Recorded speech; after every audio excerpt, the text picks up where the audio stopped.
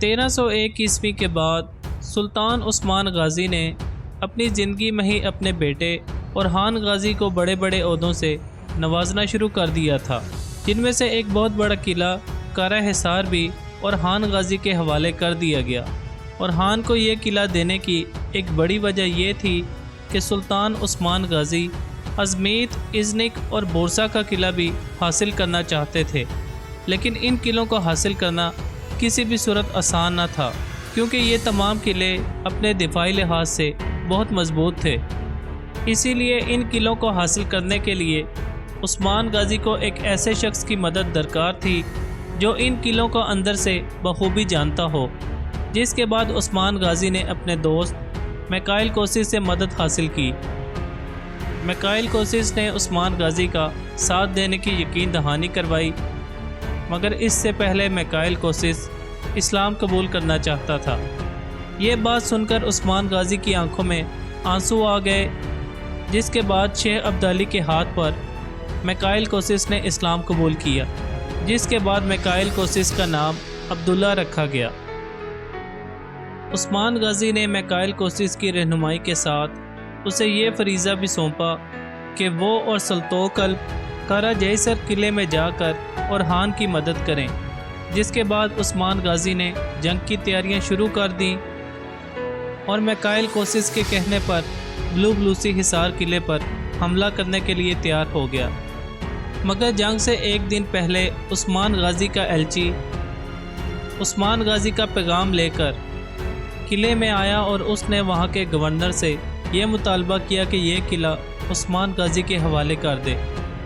جس کے بعد اس قلعے کے گورنر نے بغیر جنگ لڑے وہ قلعہ عثمان غازی کے حوالے کر دیا۔ اس کے بعد عثمان غازی نے اس قلعے کو اپنی زمینوں میں شامل کیا اور اسی گورنر کو وہاں کا حاکم مقرر کر دیا، اور پھر 1305 عیسوی میں عثمان غازی نے لفکے قلعے کو بھی حاصل کر لیا۔ مگر آگ حصار قلعے کو حاصل کرنے کے لیے عثمان غازی کو جنگ کرنا پڑی، اور اس جنگ کا نتیجہ بھی عثمان غازی کے حق میں آیا اور عثمان غازی نے اس قلعے کو بھی فتح کر لیا۔ ان تمام قلعوں کو فتح کرنے کے بعد اصل امتحان عثمان غازی کے بیٹے اورحان کا تھا، کیونکہ اس کی بڑی وجہ یہ تھی کہ کارا جیسر قلعے کے قریب چاغتار منگول عثمانیوں پر حملہ کرنے کا ارادہ رکھتے تھے۔ چاغتار منگول جو صبح درمیان سے عثمانیوں کی زمینوں میں داخل ہوئے اور انہوں نے بازار میں لوٹ مار کرنا شروع کر دی۔ جب اس بات کی خبر اورحان بے کو پہنچی تو وہ 200 سپاہیوں کو لے کر تیزی سے اس مقام پر پہنچے جہاں پر چاغتار تاتار لوٹ مار کر رہے تھے،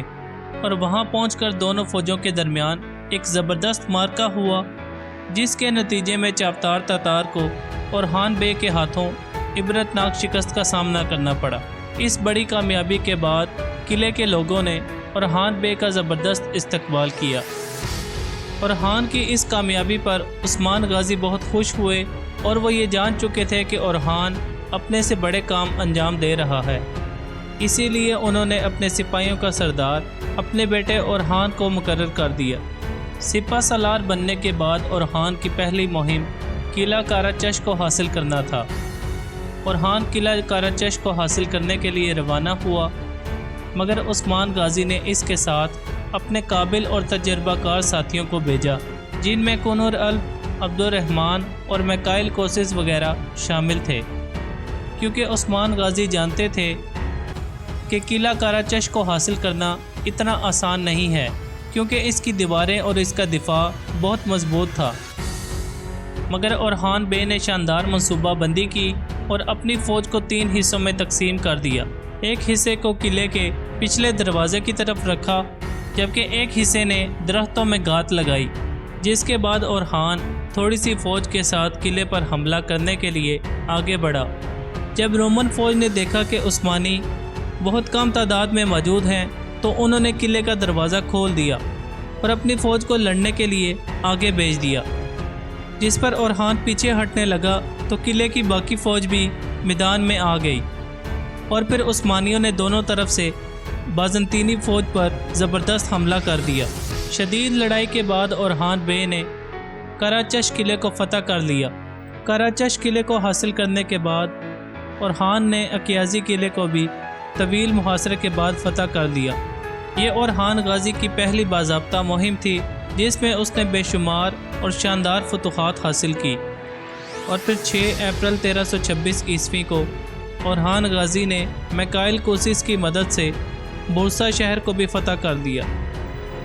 امید ہے سلطنت عثمانیہ کی تاریخ سے متعلق آج کی یہ ویڈیو آپ کو ضرور پسند آئی ہوگی۔ ملتے ہیں اگلی ویڈیو میں کسی نئے ٹاپک کے ساتھ، تب تک کے لیے مجھے دیجیے اجازت۔ اللہ حافظ۔